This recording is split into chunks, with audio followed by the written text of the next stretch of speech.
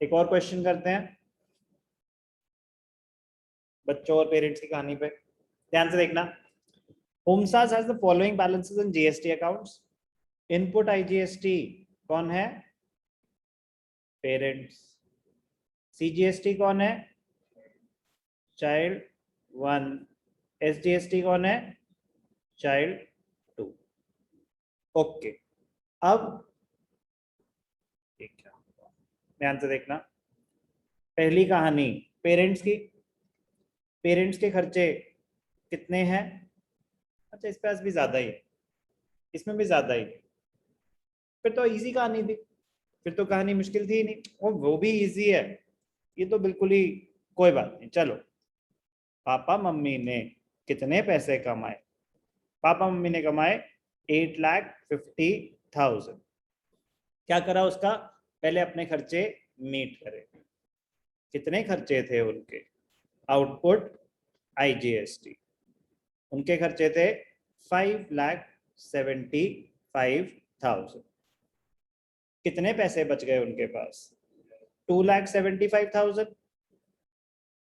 सुनने पे ध्यान देंगे। Balance after set off output IGST. अगर एंट्री भी बताऊं तो एंट्री क्या है? Output IGST account debited to input IGST. Amount कितना राइट ऑफ हो गया अभी? 5.75 lakhs।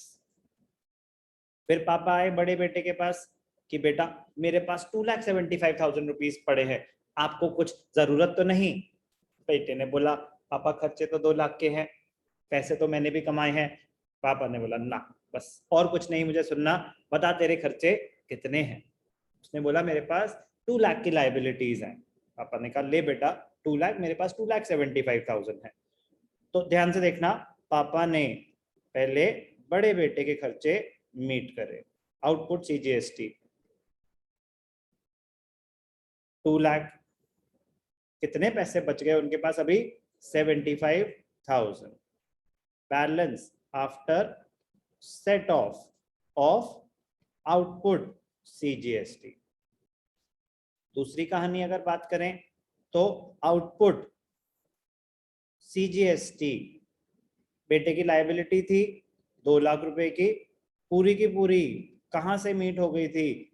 इनपुट आईजीएसटी पूरे के पूरे पापा ने ही मीट कर दिए थे, तो उसको अपनी इनकम यूज ही नहीं करनी पड़ी। Input CGST of ₹3 lakh will be carried forward as an asset। उसकी इनकम पड़ी रहेगी। अब पापा मम्मी के पास अभी भी 75,000 है। अब पापा मम्मी गए छोटे बेटे के पास कि बेटा तेरे कोई खर्चे हैं? छोटे बेटे ने बोला मेरे भी 2 लाख के खर्चे हैं। उन्होंने बोला बेटा मेरे पास 2 लाख रुपए तो नहीं है, बट 75,000 है, तो वो 75,000 तो यूज कर ही लो। तो लेस आउटपुट एसजीएसटी। तो पापा मम्मी के सारे पैसे खत्म। इनके एंट्रीज क्या होंगी? अगर आप आउटपुट सीजीएसटी की लायबिलिटी मीट कर रहे हो, इनपुट आईजीएसटी से कितनी लायबिलिटी मीट कर ली? 2 लाख की। और फिर क्या हुआ? आउटपुट एसजीएसटी की लायबिलिटी मीट कर रहे हो, इनपुट आईजीएसटी से कितनी लायबिलिटी मीट कर पाए? 75,000। बेटे को कुछ भी नहीं करना पड़ा, बड़े बेटे को, उसके पास पैसे पड़े रह गए। छोटे बेटे की लायबिलिटी टोटल कितनी थी? इसके हम ये यूज कर लेते हैं। इनपुट एसजीएसटी, उसने कमाए कितने? या चलो एक मिनट, उसकी लायबिलिटी कितनी थी? आउटपुट एसजीएसटी, उसकी टोटल लायबिलिटी थी 2 लाख की। पापा मम्मी ने कितने पैसे दिए थे? इनपुट आईजीएसटी, पापा मम्मी ने दिए थे 75,000। कितने खर्चे उसके बच गए थे? 125। क्या बड़ा भाई उसकी कोई मदद करेगा? नहीं, उसको अपने खर्चे खुद ही उठाने पड़ेंगे। तो अब वो क्या यूज करेगा? Input SGST। कितना यूज करेगा इनपुट SGST? 1,25,000। लाइबिलिटी खत्म।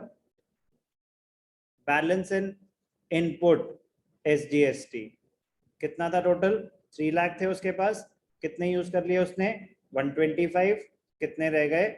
1,75,000 डेबिट बैलेंस एसेट्स में आ जाएगा। सच्ची सच्ची बताएंगे किस किस का पूरा सही था?